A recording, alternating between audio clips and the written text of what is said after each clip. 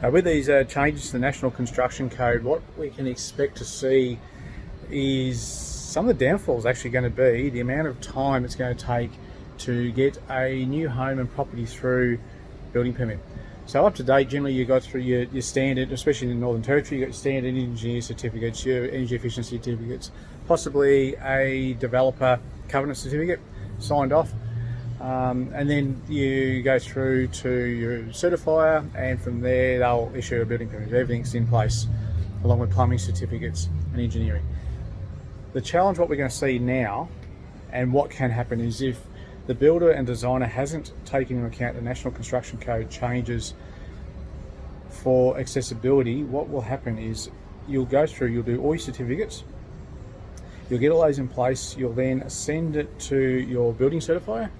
Your building certifier will then have to assess the plans and the building to make sure it complies with the new National Construction Code changes. Now, this is where it can get tricky. Anyone that's dealt with developers and covenants approval, sometimes it can be the longest period to get your home and stuff ready to go for permit.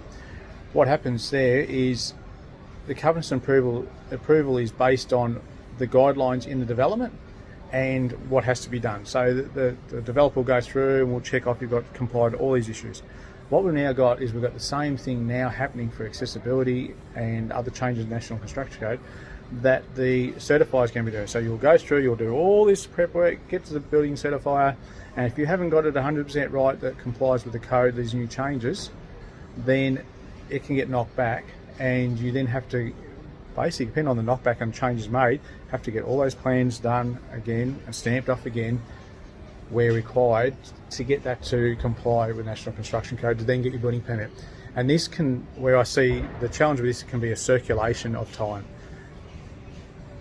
It's going to be important to understand what these changes are, understand how they're going to affect the home design, understand how it's going to affect the particular lot someone's going to buy. Now, if you look at accessibility and how it's written there, and then you look at rural lots and large lots, how they're going to comply, there's going to be major challenges there. The more you get into this National Construction Code, the practicality of it is going to be very, very challenging, and it's important that you're going to have to understand. Now, based on what my knowledge is in talking to those out there, it's not very well known that these changes are coming, and the concern is so many people are going to get caught out. I'm going to try and do a lot more information out there, might even run some courses so people can get themselves up to speed with what these changes are so they don't get caught, and understand what they need to do, how they need to do it, how they can comply. 1, to save time, 2, to save money, and 3, to also save the heartache with the angst between the client and the builder, because that's something else that can happen.